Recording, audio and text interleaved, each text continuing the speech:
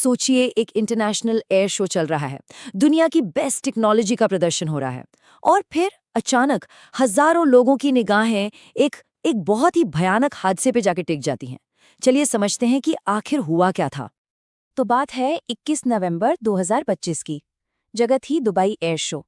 आसमान में एक से बढ़कर एक जेट्स अपने करतब दिखा रहे थे, और इन्हीं के बीच भारतीय वायुसेना का एक विमान अचानक से सबके अटेंशन खींच लेता है।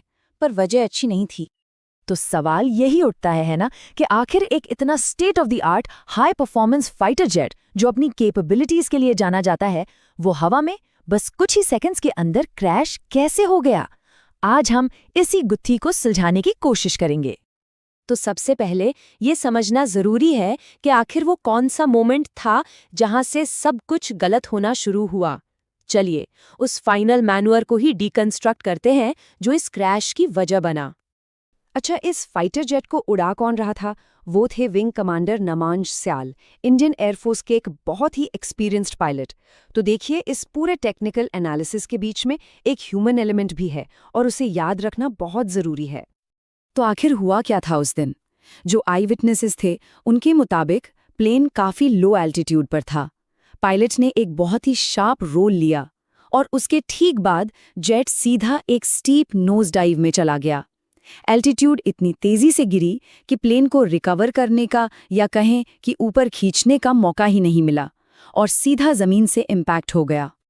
अब इस हादसे की जांच में ना दो मेन थ्योरीज सामने आई। पहली थ्योरी फोकस करती है उस इंसान पर जो कॉकपिट में था, यानी कि पायलट पर। क्या कोई फिजिकल रीजन हो सकता है इस क्रैश के पीछे? और यहीं पर हमें एक कॉन्सेप्ट को समझना होगा, नेगेटिव जी फोर्स। अब ये क्या चीज है? देखिए, ये एक पावरफुल फोर्स है जो कुछ खास एरियल मैन्यूवर्स के दौरान महसूस होती है, खासकर जब आप तेजी से नीचे की तरफ डाइव करते हैं।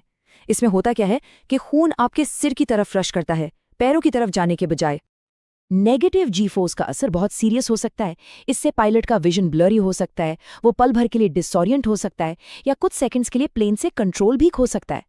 और सोचिए, जब प्लेन जमीन के इतना करीब हो तो एक सेकंड का कंट्रोल खोना भी कितना विनाशकारी हो सकता है। ठीक है, तो ये तो थी पहली थ्योरी। अब बात करते हैं दूसरी पॉसिबिलिटी की, जो ह्यूमन फैक्टर से हटकर खुद प्लेन के डिजाइन और उसकी एरोडायनामिक्स पर फोकस करती है। जो HAL तेजस है ना, उसका एक बहुत ही खास डिजाइन है जिसे डेल्टा विंग कहते हैं। इसके ट्रायंगुलर विंग्स को देखकर ही ये पता चल जाता है, और यही डिजाइन हमारी दूसरी थियरी का बेस है। अब देखिए, इस डेल्टा विंग डिजाइन का एक फायदा भी है और एक नुकसान भी। फायदा ये कि हाई स्पीड्स पर इसकी परफॉर्मेंस जबरदस्त होती है, लेकिन इसकी एक बड़ी कमजोरी भी है। जब ये टाइट टर्न्स लेता है ना, तो ये बहुत तेजी से अपनी एनर्जी और लिफ्ट मतलब हवा में टिके रहने की पावर खो सकता है। तो इस थियरी का मेन पॉइंट क्या है? पॉइंट ये है कि हो सकता है उस शार्प रोल के दौरान प्लेन ने अपनी एनर्जी खो दी हो, और डेल्टा विंग डिजाइन की वजह से उसका लिफ्ट अचानक से बिल्कुल खत्म हो गया, और नतीजा प्लेन सीधा नोज डाइव में चला गया। तो अभी तक हमने दो मेन थ्योरीज को समझा, एक पायलट फैक्टर, दूसरा एयरक्राफ्ट फैक्टर। लेकिन क्या यही पूरी कहानी है? नहीं, अभी भी कुछ चीजें हैं जो इस पूरी पिक्चर को अधूरा बनाती हैं। इसको समराइज करें तो एक तरफ है पायलट जो नेगेटिव जी फोर्स की वजह से डिसऑरिएंट होकर कंट्रोल खो सकता है, और दूसरी तरफ है खुद एयरक्राफ्ट जो अपने डेल्टा विंग डिजाइन की वजह से एनर्जी और लिफ्ट खो सकता है। दोनों ही थ्योरीज उस दुखद परिणाम की तरफ इशारा करती हैं। हाँ, एक सवाल और भी है, क्या कोई मैकेनिकल फेलियर हो सकता था?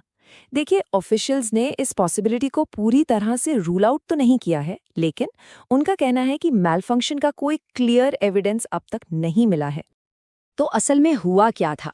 इसका फाइनल जवाब तो एक डिटेल्ड ऑफिशियल इन्वेस्टिगेशन के बाद ही मिलेगा, जिसका ऑर्डर दे दिया गया है। वही जांच हमें पक्के तौर पर बता पाएगी कि इस हादसे के पीछे की असली वजह क्या थी।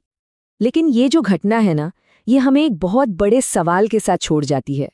जब टेक्नोलॉजी और ह्यूमन स्किल की लिमिट्स को पुश किया जाता है, तो परफॉर्मेंस और पेरिल यानी प्रदर्शन और खतरे के बीच की वो पतली सी लाइन आखिर कहाँ होती है?